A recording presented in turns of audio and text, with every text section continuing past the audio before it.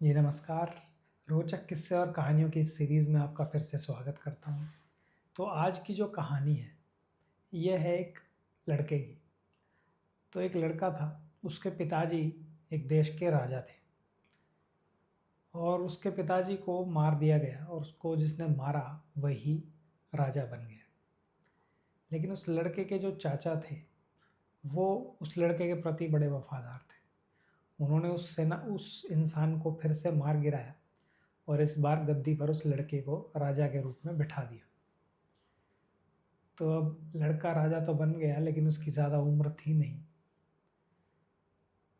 तो राजा के लिए जो सबसे इम्पोर्टेंट, जो सबसे ज़रूरी पद होता है, वो होता है एक सलाहकार का, और दूसरे नंबर पर होता है सेनापति का।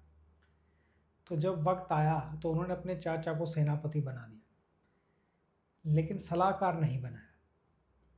सलाहकार उसने बनाया एक ऐसे लड़के को जो उसका पुराना मित्र था।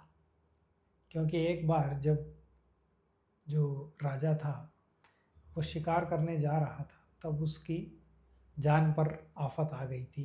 किसी जंगली जानवर ने उस पर अटैक कर दिया था और उसी लड़के ने उस राजा की जान बचाई थी। तो इस वजह से उनकी दोस्ती हो गई और उस लड़के ने अपने ही हमर उम्र उस जान बचाने वाले लड़के को सलाहकार बना लिया। अब सलाहकार तो बना लिया, लेकिन जानकारी ज़्यादा उस लड़के को भी नहीं थी। लेकिन वो लड़का दिमाग से बहुत तेज़ था, तो उसने धीरे धीरे चीज़ों को समझना शुरू किया और हमेशा राजा को अच्छी ही सलाह देता। तो राजा भी उससे खुश रहने लगा और उसे और ज़्यादा पावर और ज़्यादा पैसा देने लगा।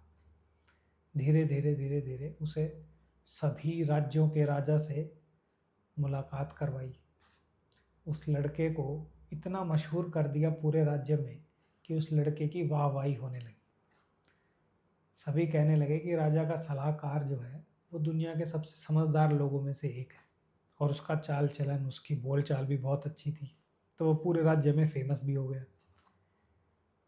अब धीरे धीरे उस लड़के ने, उस सलाहकार ने राजा के कान भरने शुरू किए उसके चाचा के खिलाफ, कि ये चाचा जो हैं ये अब खुद राजा बनना चाहते हैं और सेना का कंट्रोल भी इनके ही पास है, तो ज़्यादा वक्त नहीं लगेगा आपकी राजगद्दी छीनने में।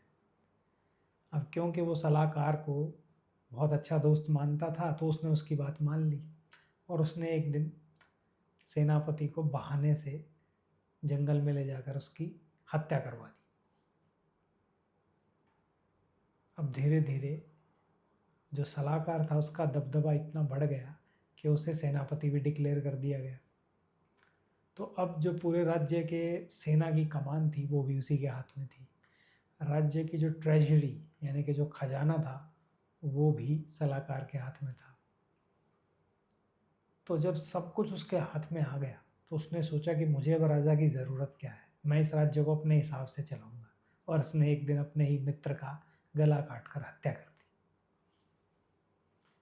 तो इस कहानी से हमें क्या सीख मिली?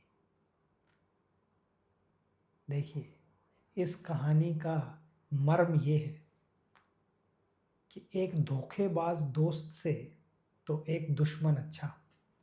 क्योंकि एक दुश्मन से आप क्या एक्सपेक्ट करते हैं, एक दुश्मन से आप क्या अपेक्षा रखते हैं दुश्मनी की, और वो अगर अपेक्षा के विरुद्ध जाकर भी काम करता है तो वो क्या काम होगा? आपके लिए अच्छा ही होगा, आपके लिए दोस्त बनेगा। लेकिन अगर दोस्त अपेक्षा से ऑपोजिट, अपेक्षा से विपरीत काम करता है, वो क्या काम होगा? वो होगा आपसे दुश्मनी निभाना। तो इसीलिए कहा जाता है कि एक धोखेबाज दोस्त से तो दुश्मन अच्छा, क्योंकि दुश्मन वही करता है जो आप उससे एक्सपेक्ट करते हैं, जो आप उससे अपेक्षा रखते हैं। लेकिन अगर दोस्त अपेक्षा के विरुद्ध काम करता है तो वो आपके लिए घातक साबित हो सकता है। ऐसे दोस्तों से बच कर रहिए। तो ये कहानी आपको कैसी लगी ज़रूर कमेंट सेक्शन में बताइएगा। अच्छी लगी हो तो भी बताइएगा, ना लगी हो तो भी बताइएगा, ताकि हम अपने कहानियों में, अपने किस्सों में और सुधार कर सकें और दिलचस्प तरीके से आपको बता सकें। आज के लिए बस इतना ही, अगले हफ्ते मिलते हैं।